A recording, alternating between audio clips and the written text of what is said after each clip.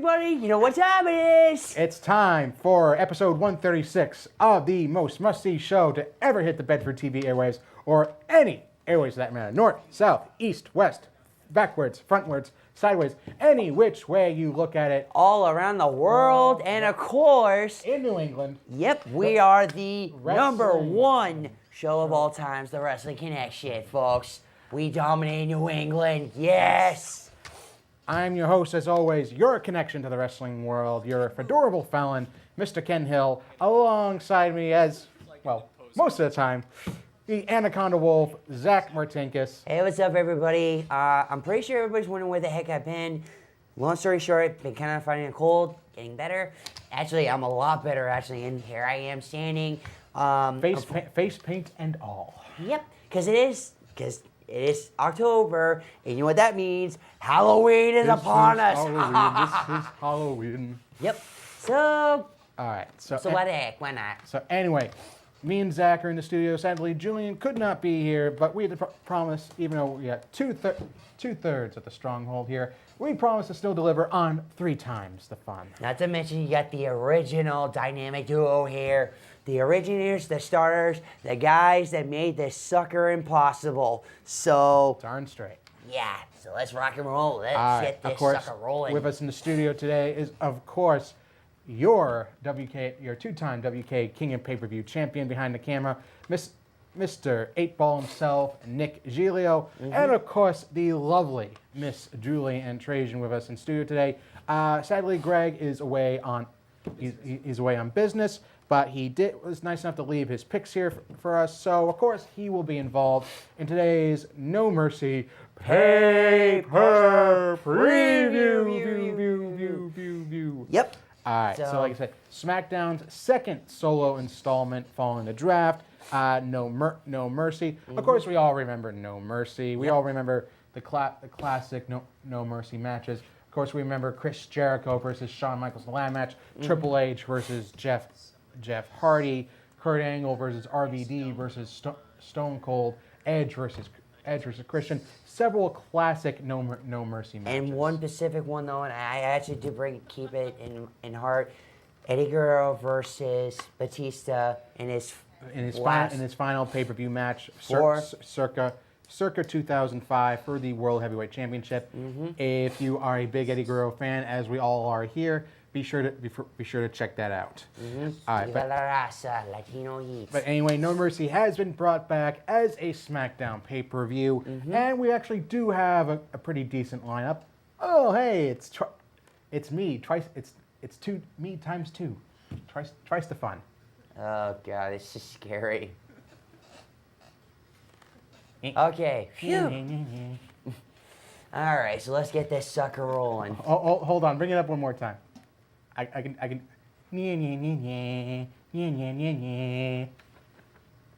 That's my Zach impression. Really? Really? Oh, come on, man. You got such a distinct voice. It's a compliment. A distinct voice. Can we get this sucker rolling, please? Sure. Okay. That's up to Ken. So. Let's Oh, go. Really? It's up to me. I thought it was up to the powers that be controlling the camera and the sound effects and everything. Kind of. You have 50 minutes. Okay. All right. So anyway, Who's the first one? all right. The first one is actually a match that was just recently announced this past week. Kurt Hawkins, the much heavily self-promoted, self-braggadocious Kurt Hawkins, making his official SmackDown debut at No Mercy against an opponent to be determined. We don't know who his opponent is. We don't know if it'll be announced over the weekend or if we'll find out at No Mercy. Now, regardless of that, they've been going to a lot of trouble to build up Kurt Hawkins, but again, Kurt Hawkins didn't really matter all that much before he left. He was essentially a jobber to the stars. So, I mean, I could just imagine they're just building him all up just to have Hawkins just fail miserably. They have him spouting off all these Chuck Norris-like Kurt Hawkins facts about himself. Like how he could count to infinity twice, even though that would take like about 80 years. Probably like 100, 200 years. Yeah. Take a look. Or the fact that he could win a game of Connect 4 in 3 moves. Which is how? Yeah. Unless you're playing a guy that doesn't know. Unless you're playing. Yeah. You got the bit. Yeah, you got the Chuck Norris beard, Hawkins. I don't think you got a long way to go before you can actually beat Chuck Norris. Yeah, because Chuck Norris always wins, dude. You're not going to win that bet, so. Yeah, all right. So anyway, we don't know who the opponent is. I got a sneaking suspicion I know who it might be. The way I see it going down is that they might just like make it like the returning. I'm actually going to go opposite here. I'm going to go with the guy who's like to be determined here. Because, most likely, they're going to put, like, a really bad opponent out here. Okay, hey, Zach. It's double. It's 00 Zach Vision.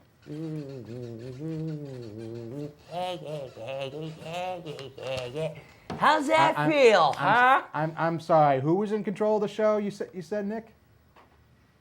I said what? You said I was. Thank you. Yeah, that's what I think. My microphone is broken. No, it's not. No, it's not. Okay. So anyway, I'm gonna go with Luke. I'm gonna go with the to be determined here. I think it's gonna be the returning Luke Harper that he ends up facing because I see Harper factoring into the Wyatt Orton match later down the line. So later in the card. So I'm gonna go with like the to be determined here, just because I would love to see Hawkins fall flat on his face. Oh, hey, I gotta agree with you, man, on that, though. And obviously, my pick is gonna be the to be announced, because, I'm just getting sick and tired of this dude, like, laying down these stupid lame brain facts. So, whoever the heck it, and I'm hoping it's Harper, myself, too, just steamroll this guy and get this guy the clothesline from hell, maybe once or twice, maybe twice. Yeah, for me, please. the discus clothesline, yeah. Yep, please, I'm begging you, just shut this guy up. Okay, all right. So now we move on to Julie. Julie, we got Mr. Factoid himself, Kurt Hawkins, and we got an opponent to be named. Who do you think is going to come out on top in this one? Can you hear me now? Yes. I can All hear right, you. can you repeat the question because I wasn't hooked up? I'm sorry. Yeah, I can't see you though. I know our camera's the camera's not on me right now. But go ahead. All right. Our camera's in pieces. Okay. Go ahead with the question. All right. So basically, it's Kurt Hawkins who's been kind of like stalling on his SmackDown debut, just rattling off a bunch of Chuck Norris like facts, and like basically now he's making his debut at No Mercy against an opponent to be named. We don't know who the opponent is. Mm-hmm. He hasn't been named yet. Obviously, we don't know if he'll be named over the weekend or if he'll be named on Sunday at No Mercy. Right. So basically, it's kind of like up in the air right here. Mm-hmm. Like Zach and I said, we're just kind of hoping that this like big guy like Harper, so Hawkins will just fall right. Me flat on too. his face. I'm hoping and assuming it's going to be a big guy as well. Probably Right. someone from Raw. Possibly. We could see someone coming over from Raw. Mm-hmm. It could be Harper. It could be Big Show for all we know, because Big Show's been Oh, like, the Big Show. Big Okay. Show's been like persona non grata on Raw. No one's brought him up. No one's mentioned him. So That's why it's fun, and I think they're going to save it for the actually when they're on the air. They're going to do it live.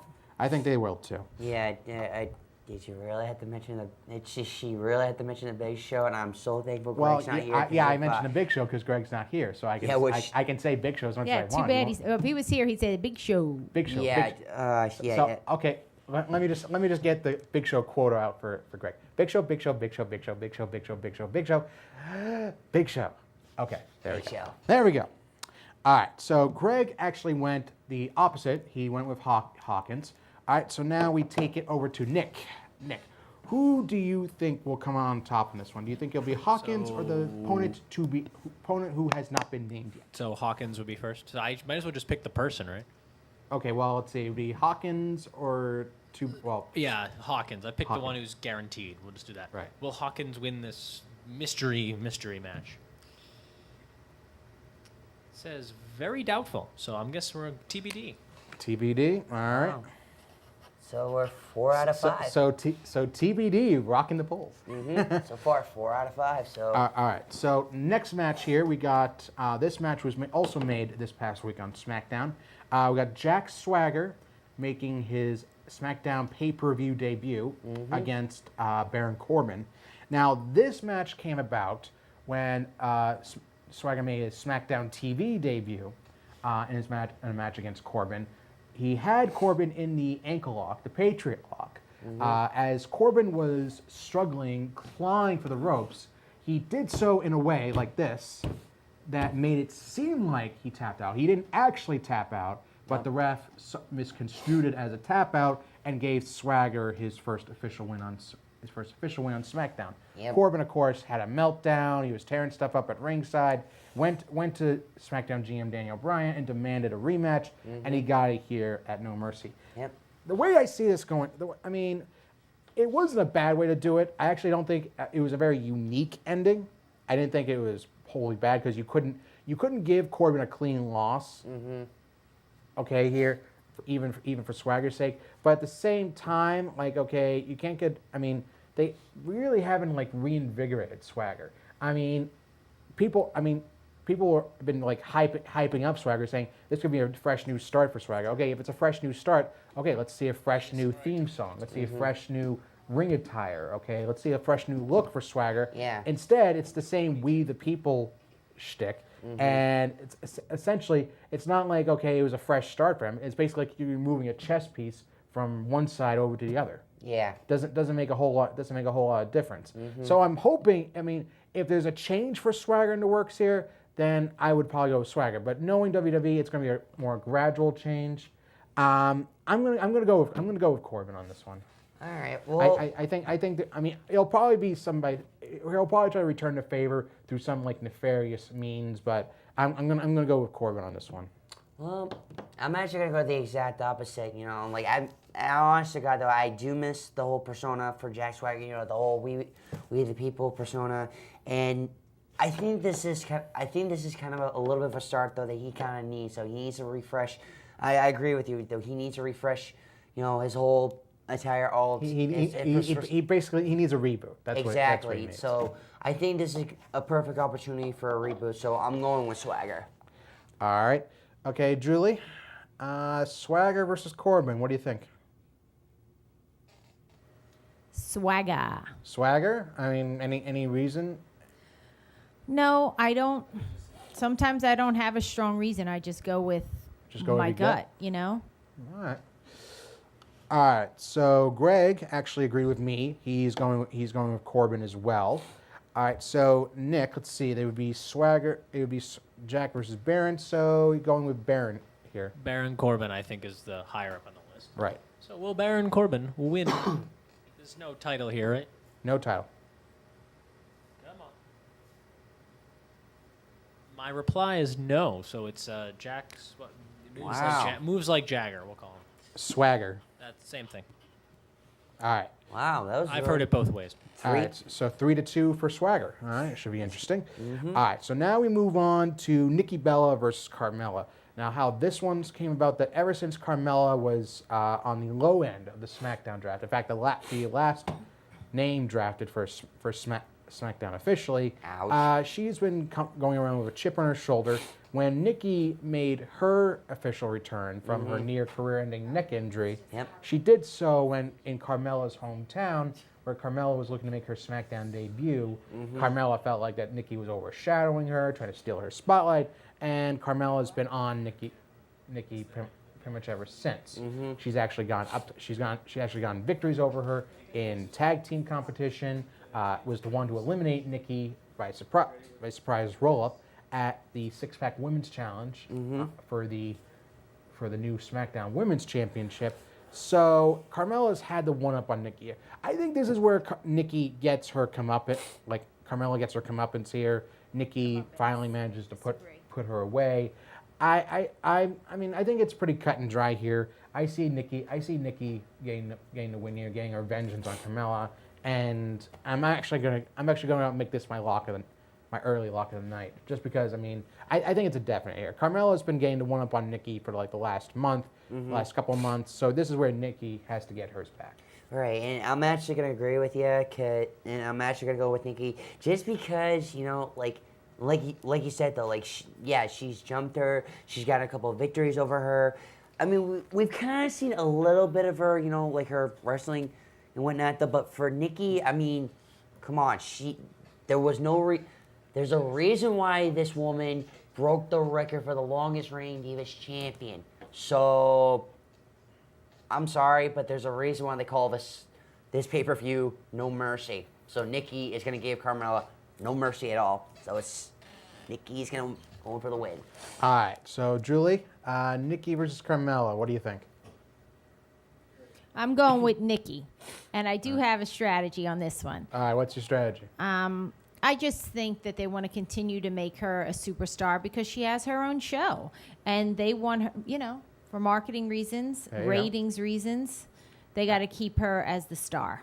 Well, I mean, that's a perfectly legit reason right there. I mean, and they changed the name from Total Divas to Total. Well, Bellas. no, this is a spin-off. You remember that? This they're not changing. They're not. Oh well, Total Divas is still on. Okay, they just this is a spin-off. Well, even more to my point. Then exactly. they want that new show to be successful, so she has to be a winner. All right, so Greg also agreed with us and went with Nikki. All right, so we take this over to Mr. 8-Ball himself. All right, so in this case, it would be Carmella over Nikki. Carmella's higher. All right, so will Carmella win this women's match, we'll say. Come on, here we go. Very unlikely. So very unlikely. Does that mean Nikki would win that one? Nikki, but is that considered a lock though? No, it's not. All right. Wow. 5. We got 5 picks. So Nikki gets the clean sweep from all the WK Krew. All right, so let's take this now out to the second women's match of the night, the SmackDown Women's Championship, where Becky Lynch will be making her first pay-per-view title defense against Alexa Bliss. Now, Alexa won basically a fatal 5-way match to become the new #1 contender. Has beaten Becky in tag team action, and more or less has assaulted Becky numerous times to show her that she's not taking this championship opportunity lying down, and showing a more manic side to her personality, as you can tell with her new Harley Quinn-esque Suicide Squad-esque getup. Yep. So, I mean, obviously this is Lynch's first defense here. Now, logic dictates that you really wouldn't go against the champion here, because they went to a lot of trouble to build up Becky as the face of the SmackDown Women's Division. You don't want to take that away from her on her first night out. Right. So I think this one's another cut and dry one. I'm gonna go with Becky here. I mean, I'm sure Alexa will put up a big time fight as a first title defense should be, but I think Becky takes this one. Yeah, hands down though. I mean, not disrespecting Alexa Bliss though, because I'm definitely digging the Harley Quinn look though. Harley Quinn, Joker, why so serious? So, but in this case though, I'm sorry, but I gotta go with Becky. Yeah, with Becky, Julian's girl. Actually, is that a little crush? So, no pun intended. Just what else? Yeah, we'll just keep it there. So, I'm going for Becky for mine and for Julian's sake. So, could you say that she's his orange crush? Touche. Yes, definitely. All right. So now we take this over to Julie. Julie, SmackDown Women's Title time. Who's your pick? And Becky Lynch. I think she's the winner. I think she's due. I mean, like I said, this is her first first pay-per-view title match. I mean, they took all the time building her up just to knock her down in her first title defense. That just shows poor planning and poor booking. Yeah, not to mention that'd be kind of copying what Raw did. She's due. She's been a strong contender on the women's side, kind of in the shadows a little bit of the other girls, but I think she's due. Okay, so you picked that, and I meant to say women. Women. Okay, so and is this your lock of the night? Yes, I feel good about this one. Lock. All right. So now, Greg felt the same exact way as you. He picked Lynch. He also made it his lock of the night. All right, so now we take this over to Nick, and okay, so Alexa just tops out Becky alphabetically. So you'd probably looking at Alexa right Sorry, here. now my mic's on. So Alexa for this one. Yep. So Miss Bliss. All right. So we're This has giving. got a title. Will she? This is for the SmackDown Women's Championship. Smackdown Women's Championship. All right. Will Alexa Bliss win? And it says, my sources say no. All right, so So once again, we got a clean sweep in the women's division. Another one. All right. So now we move on to the next championship match of the evening, which would be Heath Slater and Rhino putting up their newly won SmackDown Tag Team Championships versus the Usos. Now the Usos, I mean, this is different from their last match, where the Usos have made a complete shift in attitude. Just a new, darker attitude, just basically taking out any tag team that gets in their way, like they did with American Alpha, like they did with the Hype Bros, just like they've been doing with just any tag team that crosses the Usos' much darker path now. Now, Slater and Rhino have had a good feel-good story, but the way I look at this is, unlike where they're still building up Becky as the face of the women's division, all right, Slater and Rhino. The crux of Slater and Rhino's storyline was, okay, Slater needs a SmackDown contract. Right. Slater needs the extra money to support his family. Right. To give them what they need, a double wide, a pool. He's already gotten all that. I mean, as far as Heath Slater's character goes, all his character goals have already been fulfilled more or less. He's already complete. Whereas Becky is still going out and proving herself, being at the top of the women's division, trying to stake her claim as the best woman on SmackDown. Right. Whereas he's already gone out and accomplished everything he's wanted to. So, given that, okay, the Usos already have a ready-made feud here with American Alpha for the tag, which I think would be much better suited for a tag team championship feud. Right. I'm going to go with the Usos on this one. I mean, Heath and Rhino had a good feel good story here. I mean, Slater had his feel good moment here last month. I think this is the end. I think this is the end of the road. I'm sure they'll still tag. I'm sure they'll be tag team for a little while afterwards. But I think this is kind of like the beginning of the end for Heath and Rhino, and the start of the Usos' new run as tag team champions. So the reinvigorated Usos. Because I mean, if you don't have the Usos at this point take the tag titles from Heath and Rhino, again, I bring up the same question I posed last month. What was the point of turning them heel? What was the point of having them take out all the other tag teams if they're not going to place themselves at the very top of the SmackDown Tag Team Mountain? So that being said, in this case, I don't think Heath and Rhino's first pay-per-view title defense is going to go very well. I'm going to go with the Usos. All right. Well, I'm going to go the exact opposite because my point, I think the Usos, they're going to be completely dominant throughout the entire match. Maybe they even go above and beyond I think basically I'm going to go with Heath and Rhino, but I don't think they're gonna retain it. You think it'll be a disqualification? Yeah, most likely. You think the Usos will go too far? I mean, because they practically proved that point, though. I mean, even to the point, though, that they're willing to do anything. Well, the fact that they even teased hindering Heath on SmackDown just makes me think that they're going to pull it off at No Mercy. Well, it's a wait and see, so you never know, man. All right. So yeah, I'm going with Heath and Rhino. All right. Okay, Julie, SmackDown tag title time. Who do you got, the champs or the Usos? I believe I picked the champs, didn't I? Yep, Yes, you picked Heath and Rhino. Well, the Usos were hot for a while. I just feel like they're a little bit stale now. Even with the heel turn? Yeah. Wow. Just a gut. Serious? I mean, the new music, the new attire.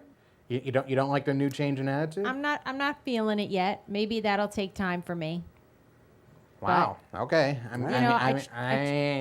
I try to have a risky pick Well, once in a while. I like their change in attitude. Yeah. I like how they've been more aggressive. I like how they've just been taking what they wanted and just mowing down any tag team that gets in their way. Yeah. I mean, some people. I mean, I like the change in attitude. I'm Yeah, I'll be curious to see how that one works Yeah, out. you All know, the right. funny thing All is, though, too, like, the way how they're doing this, so it's like they're bringing back, like, how they debuted, a couple years ago. right. How they're going with their legacy now.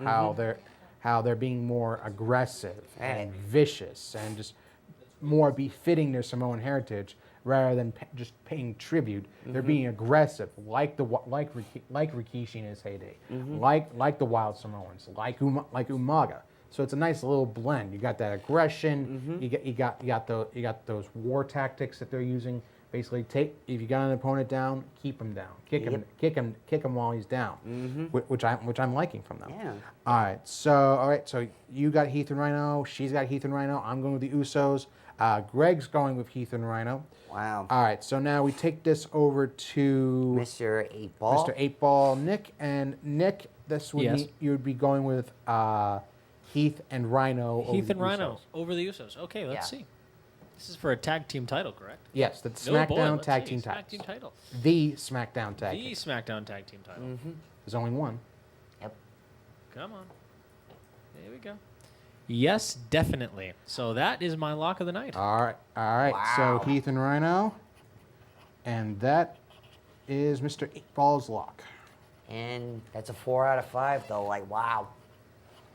I mean, Dun, this is dun, going to be dun. interesting. So that one will be interesting because either I'm gonna come out on top of that, or you got a big pickup right there. Yep. All right. So now here we come to one of the more interesting matches of the night. We've got the Intercontinental Championship, The Miz defending against Dolph Ziggler. Again. Now, the mandate for Ken, do you this. have a picture for this one? Yeah, I did. Should, Second page, sorry. there we go. Here we go. All right, so now the interesting thing about this match, the mandate for this match is that the only way Ziggler was able to get a rematch with Miz, since Ziggler's only lost twice to Miz in previous pay-per-views, is that Ziggler is willing to put his career on the line. Yeah. Now, I have loved the build up to this match. I love that Miz has basically just been all over Ziggler for how lousy his career's been, how many times he's been crapped on both figuratively and literally. I mean, bringing up every embarrassing moment of Ziggler's, every moment where he seemingly was closing in on greatness only to lose it shortly thereafter. And Ziggler's just saying, okay, I know I've been through plenty of embarrassing moments. I'm in this because I'm addicted to it. I love it. I can't get enough of it. That's something Zach and I can agree on. We're addicted to wrestling. Yeah. As much as it can let us down sometimes, it's a roller coaster ride. Oh, You yeah. have your high points, you have plenty of low points. So, I mean, that's something he and I can empathize with Right. with Ziggler. But again, we can also agree with Miz. I mean, how much embarrassment can one man really take before you just say, okay, this isn't for me. I want to call it quits. I want to move on to something. Right. Now, I mean, on the one hand, you have people you have the rumor mill coming up. You have people talking about how Ziggler wants to go more into politics, how he wants to focus more on his stand-up, how he wants to concentrate more on a backstage role rather than just simply being on air. On the other hand, we've been talking about this for the last 2 months, how, okay, supposedly the plan is to have Ziggler turn heel here. So the $1 million question is, okay, one of those embarrassing moments involved, say, John Cena. And how interesting is it that in a recent interview, Ziggler said, oh, I have no problem being the chosen one. Well, who ultimately ended up being WWE's chosen one? John Cena. So maybe, just maybe, Ziggler does lose this match. Maybe Ziggler finds himself getting involved in the triple threat match for the WWE World Championship. Maybe we see him costing Cena the victory. Maybe we see a future program with a newly reinvigorated, aggressive Ziggler going up against John Cena, saying, you were part of the reason why I was held down. You were a big part of the reason why I never got anywhere in the business, why I always had my legs cut out from under me, because you never took me seriously. I could see that as a big time program for Ziggler and Cena going down the line. I mean, it could even make sense. You could have Ziggler come out, assault Cena so much that Cena has to take time off for his injuries, even though we know he's filming another reality show. Right. So it all ties in. So that being said, these two have been great out of the ring. They've been great in the ring, and I have no doubt that this will continue that string of fantastic matches that we've seen between Ziggler and Miz. And just imagine how much Miz could essentially cement himself as the heel, not just in SmackDown, but in WWE, by saying he's the one to end Ziggler's career. Ziggler's career is now being dictated by Miz at this point, not by Ziggler. Miz wins by any means, that's it. Ziggler's done. He doesn't go to Raw. He doesn't go away for a few weeks. He's gone. He's done. His career is zip, zero, nada, complete. Out of here. Bye-bye. Aloha. See you later. No Mick Foley returns. No, like I said, no jump over to Raw. No 3-4 week vacation. Ziggler's done. Yeah. So I'm going with Miz on this one. I mean, because if Miz could somehow pick up, like, I don't even see this being a nefarious win. I see Miz winning clean on this one. I see Miz winning an extremely hard-fought match because of one critical mistake Ziggler makes in the match. Doesn't have to be a critical one. Could just be a small one. Something totally inconsequential that ends up costing Ziggler near the end. And I think that's just what will push him over the edge, was that he came so close, so very close, and just it all goes away in a heartbeat because of one simple mistake. I'm going with Miz.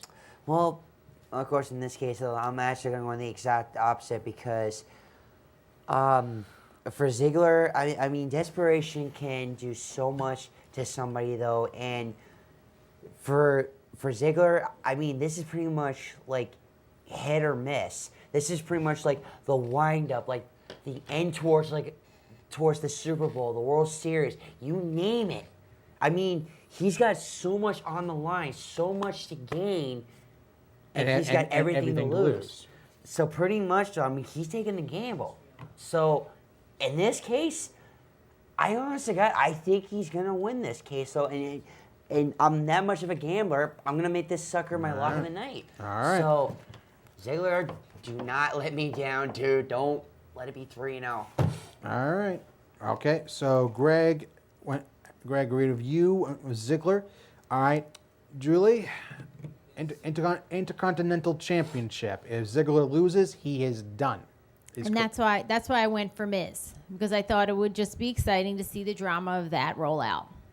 So let him lose and let's see if it really happens. Let's see the aftermath. Because I mean, let me ask this: if Ziggler wins, what happens after that? That's basically it. I mean, Ziggler wins. Yeah, the story's over. There's no longer any drama to it. There's no more storyline. All right. Sure, Miz probably gets a rematch, but okay, where would you go from there? I mean, it would basically just be like postscript at this point. It would basically just be like, okay, just make it up as you go as far as the storyline goes. I mean, it's been very organically wise, it's been very well built up.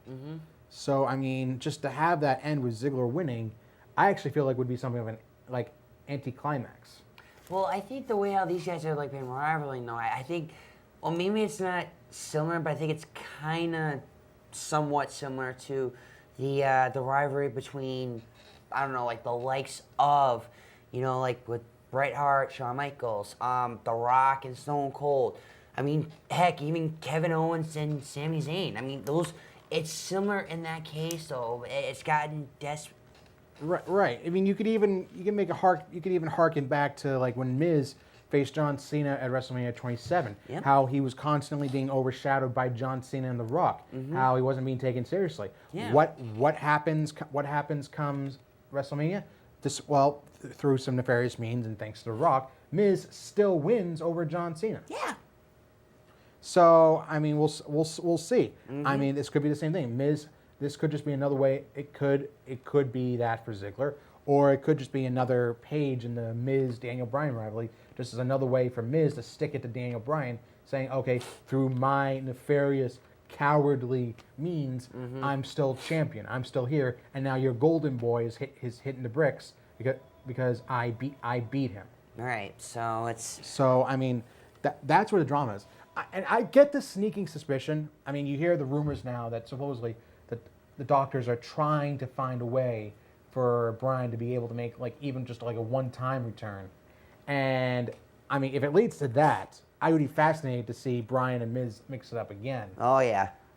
But otherwise, I mean, I just don't see the drama ending here. All right. With Ziggler winning. That's all I can say. All right. All right. So now Nick, okay, you got Miz and Dolph. So it would be Dolph that you'd Dolph, be then. picking. So will Ziggler win Well, the win Intercontinental Championship? You gotta listen, man. Come on. Jeez. Come on, it's going. No. No. So you're going Wow. with Miz. Jeez. All this right. was a Just pretty my close one. my reply is no. All right. So Miz for Nick. To retain his title. Now we come to another match, kind of like the first of two main events here. We've got Randy Orton versus Bray Wyatt. Now this whole thing came about because of Wyatt's fascination with Orton following his loss to Brock Lesnar at SummerSlam. Yep. That despite Orton's claims that he's the apex predator, he's a viper, a legend killer, that Wyatt only sees him as a man. A man behind the mystique, a man behind the aura of the apex predator, the legend killer, just a man who has fears, and Orton has just been basically just trying to fend off Wyatt and all of his various mind games and opposition here.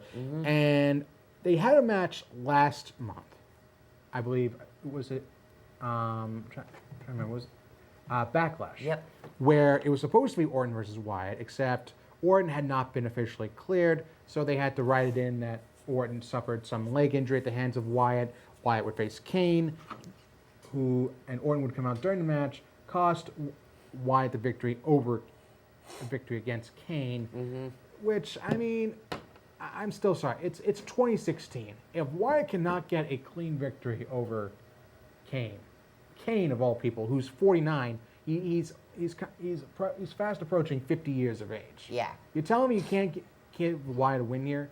I mean, and don't give me the whole shtick about how wins and losses don't matter for Bray Wyatt here. Yeah, that's okay. a The guy, bunch of crock. the guy looks like a loser if you're not putting him over other people. Exactly. He looks like a loser. Yep. No one takes him seriously. No one can take Wyatt as a serious on-screen threat if he's constantly losing. I mean, you might as well make this guy Hussey Harris all over again, for crying out loud. Exactly. So I mean, so that's why, against my better judgment, I'm going with Wyatt here. He needs a clean win here. He needs this far more than Orton does. Wyatt needs the victory here. Like I said, this links back to the Kurt Hawkins versus TBD match. I see Harper being the mystery opponent for Hawkins. I see him steamrolling Hawkins. I see him getting involved in the Orton-Wyatt match, helping secure a victory for Bray. And Bray needs it at this point. He sorely needs it. Because, I mean, if he cannot get a win here over Orton, what is the point? What is the point of Wyatt not only being on SmackDown, where he was supposed to have more grand opportunities than just being in the mix, shuffling back and forth between WWE, getting lost in the mix. Right. Okay, if he can't even get a victory here on SmackDown, on a much more wide open field like SmackDown, what is the point of him being here? What is the point of Bray Wyatt being here? Answer me that question. Anyone. So I'm going with Wyatt on this one.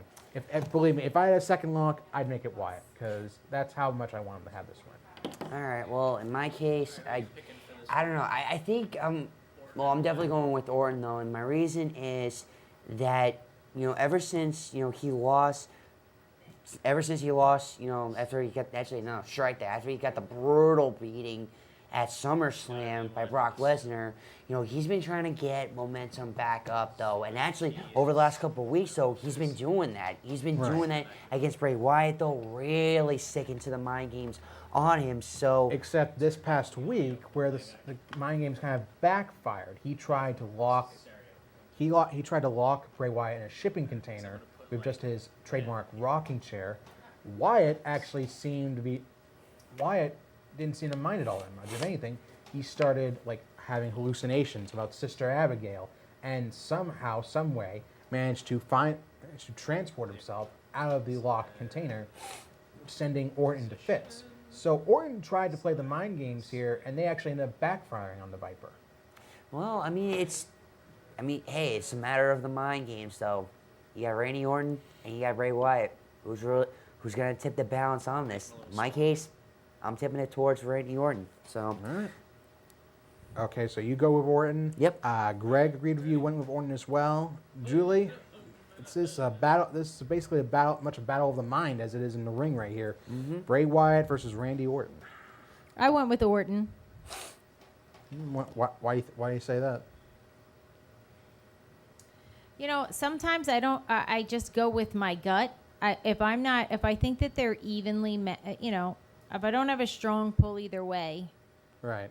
I just feel that he's bigger and stronger. I mean, that might sound like a simple answer, but Why it's not exactly a skinny fella himself. I know we're looking Yeah. at the picture right now, but it's just my gut. All right. All right. All right. Okay. Okay, so now we take it over to Nick. So in this case, it would be Bray over Randy. Mm-hmm. All right, so it's Wyatt technically, right? Bray Wyatt. Yes. Yep, Bray Wyatt. All right, will he do it? Will he do it? The new face of fear, the eater of worlds. Signs point to yes. He's So got the whole world in his hands. okay, Rocket Man. Signs point to yes. So Wyatt it is. All right, Wyatt. All right. So that's another, 3-2? 3-2 for Orton. All right, so now we come to our main event. And the kicker is So a triple threat. So get that dancing fool out of here. There you go. All right, and can we cut the double vision right here? Can we just go back to all right there? Thank you. Where'd we go? Well, I'm not saying make us vanish entirely. I mean, Yeah, but come on. there we go. Thank you. We you. normalized I it. need to vanish to put it back to normal. Sorry. Oh, okay. All right, so now we got the triple threat match, the main event, the triple threat match for the WWE World Championship. AJ Styles in his first pay-per-view defense against John Cena and Dean Ambrose. Now, this whole thing came about when AJ beat Ambrose last month at Backlash, become WWE World Champion for the first time through some nefarious means, using a low blow. Ambrose has been all over AJ about that. Cena, making his return to the blue brand, has been making a lot of noise about being part of history, winning his 16th championship, and therefore tying Ric Flair for most world championships. Yeah. Now, both Ambrose and AJ have taken some serious offense to that, concerning that, okay, Cena's been all rah, I'm gonna be a part of history, where AJ's been saying, okay, I'm not history, I make history. Yeah. And he's beaten Cena at SummerSlam, he's beaten Ambrose at Backlash, and now he's gonna try and make history by being both in the same ring at the same time. Right. Now, that being said, I mean, Ambrose and AJ both had some harsh words for Cena this past Tuesday on SmackDown. Basically hanging a lampshade on everything that Cena would probably say. The whole raw speech, how he's going to win a 16th title, how he's going to be a major part of history, and how Ambrose is supposedly the bad guy for being upset that the fact that Cena technically did cost him a championship match against AJ Styles, and the fact that Cena is inserting himself into a championship match that he really has no business being involved in. Yeah, I mean, one of the points though, that they basically both made, though, if not Dean Ambrose, the guy is basically starting to become a part-timer. He's turning into The Rock. He's turning into The Rock. He's becoming a part-timer, which I don't think Cena seems to understand. Yeah. Okay, Ambrose is who he is, okay? What you see is what you get. With Cena, okay, there's who we see on here, and obviously, I mean, he's the master of political spin. He can basically take any situation, like he had with AJ, the fact that he lost clean as a whistle to AJ, and somehow now he's parlaying that into saying, oh, well, you have something that used to be mine, I want it back. Okay, Cena hasn't held a championship in over a year. You're telling me that title's his. Someone's telling me that's title. I don't buy that for a second. Nope. I mean, the fact is, Cena is looking more and more facetious by the week, by the day, in fact. Yeah. The fact that he went out here saying, okay, that title is mine, you have no right to it, I have a right to history. He's essentially become The Rock. He's very self-aggrandizing. He's becoming very self-promotional. Yep. He's basically saying, okay, even though he says, okay, the future goes through me, okay, the future already went through him. Yeah. AJ already went through him, beat him, and now he's champion. And yet Cena is not willing to step aside like he said he would. Instead, he wants to be right in the middle of the mix. That just it reeks of hypocrisy. Yeah. I mean, it just does. Everything that Cena has said to this point, even the fact that Cena didn't have a response on Tuesday night. He basically just he just opened up a can on Ambrose and AJ. He took serious because he knew what they said was true. Yeah. He had no response for it. Pretty much, which exactly what proves the the heck point. we want. You know, we want to just cut the chit chat though and just get straight to the brawls for crying out loud. I mean, me especially for crying out loud. I mean, come on, there's only so much that Cena can do. Yeah, I'm a diehard Cena fan, but I'm sorry, enough is enough. Just let the new guys through for crying out loud. All right, let them through. So yeah, I mean, like I said, I could see Ziggler, like a newly heel aggressive Ziggler costing Cena here.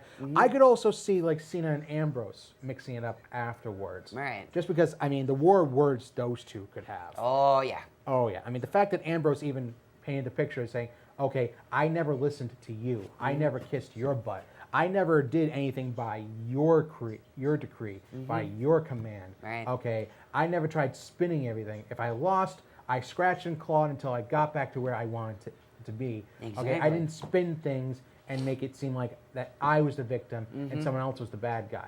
If I screwed up, I called it my bad and I built myself back up. Which is exactly how you're supposed to do it. Exactly. Cena hasn't been that. No. Okay. Cena will find some way to spin one of his rare losses into something that ultimately didn't matter.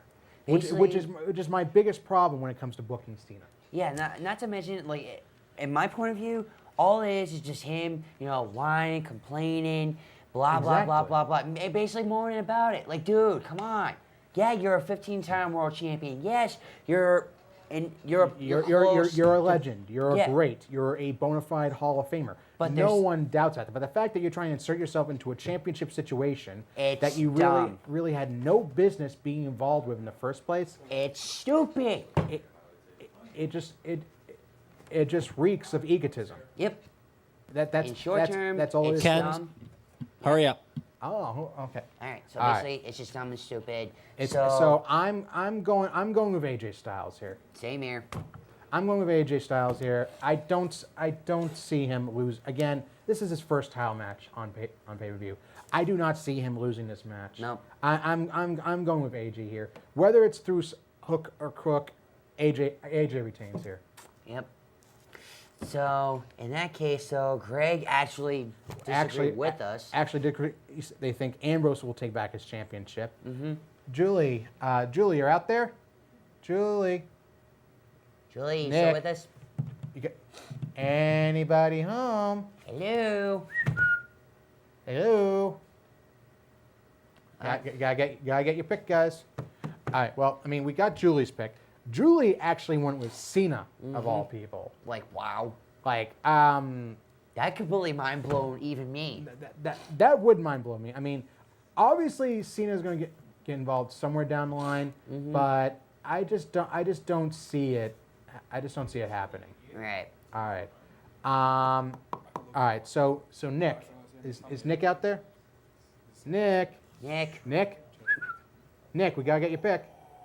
Mr. 8-Ball. Yo, Mr. 8-Ball. Paging Mr. 8-Ball. Yo, Mr. Champ, we need to hear your picks for crying out loud. All right. Can you go get Nick, please? Thank you. Yeah, sorry about this, folks. So- we need to hear from the champ Yep. because he is defending his title. All right. now- What happened? All right, we need to get your pick for the main event. Oh, Styles. I already did the 8-ball. Oh, you already did the 8-Ball, and you're going with Styles. All right. All right. So okay, Nick. All right, so we got 3 for AJ, 1 for Cena, and 1 for Ambrose. This is going to be a huge gamble. Well, I mean, it's going to be a huge gamble for Cena. I mean, I'm pretty confident AJ is going to come out on top here. No doubt. I mean, Ambrose is kind of the outside guy on this. I mean, Cena's actually the outside guy in on this. Ambrose has the more legitimate gripe with AJ. Yep. But he's already lost his championship rematch. For him, he's basically in the, if you go back to WWE Battleground with the Shield triple threat, Rollins was basically on the outside looking in here because he had already lost his one-on-one rematch with Ambrose for the WWE World Championship. Yep. So Ambrose is in that same position. So he already lost his one-on-one rematch. Yeah. So how much sense would it make here for Ambrose to win his championship back? None whatsoever. So I think simple logic here, AJ retains. All right. Yep, hands down. All right. All right. So now we come to our main event match time. Now, typically triple threat matches tend to go longer in most cases. That being said, though, I feel like this is going to be more aggressive out the chute here at the beginning. Yep. So I don't see it going as long as, say, like 25, 30 minutes. I'm gonna lowball here. I'm gonna pardon the pun, Mr. April. I'm gonna go with a even 20 minutes right here. All right. Well, for me, it's the time for it though. It's been pretty dang close with me though. So I think 25 is my lucky number. I'm going with 25. All right. Now Julie already submitted her match time, which is 28 minutes.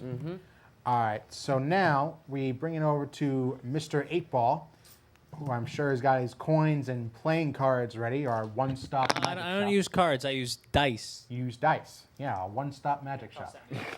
Tell me heads or tails. All right. Well, that's what it says on the TV tropes page. Ooh. All right, tails. There's a 20 in there. 20. Okay. 26. 26. 26, 26. 26. 26. Wow. All right. So 26 minutes and 26 seconds. All right. Now, of course, I mean, we still have to wait on Greg's Oh, Greg already went in. He had 22:01. 22:01. All right. All right. All right. So my match time. Someone already had 22, right? Actually, no. No one picked 22 minutes. I picked 20 minutes. Zach picked 20. Said someone picked 12. Well, then 22:01. Who cares? One Well, second. if it ends up being 22 minutes, I think Greg's gonna be kicking himself. Well, I wouldn't worry too much about that. All right. All right, So me, I had 20 minutes for the triple threat. Zach had 25 minutes. Julie had 28. Nick had 26 minutes and 26 seconds, and Greg had 22 minutes and 1 second. All right. So that is all for the WWE No Mercy Pay-Per-PreView. All right. So stay tuned to this Sunday. We'll start at 7 o'clock with our official pay-per-view coverage on the Wrestling Connection website. Yep. Just go to thewrestlingconnection.com and check out the pay-per-preview section of the website for all the latest updates and coverage of No Mercy. Of course, we'll find out if there is a brand new King of Pay-Per-View or if Nick will successfully retain his title. And of course, we'll have our Probably. we'll have our pay-per-review. see. We'll have our pay-per-review of No Mercy next Thursday at noon sharp. All right, so stay tuned for that. In the meantime, like I said, stay tuned to the Wrestling Connection website, Facebook page, YouTube channel, Twitter. Email your thoughts and predictions for No Mercy to us at wrestlingconnection@gmail.com. Yep. If you're lucky enough, hopefully we'll give you a big time mention on the show next week. Yep. All right. So in the meantime, folks, No Mercy is upon us. So remember, as always, Be connected, get connected, stay connected, and get ready for No Mercy. See you all this Sunday. Heard it Too many times to ignore it. There's some things that I'm supposed to be. Someday we'll find it. The Wrestling Connection. The lovers, the dreamers, and me. La da da dee da da doo. La da da da da. La da. Y'all have a good afternoon, folks. And remember, no mercy See you is on upon Sunday. us. See you there. Oh, yeah!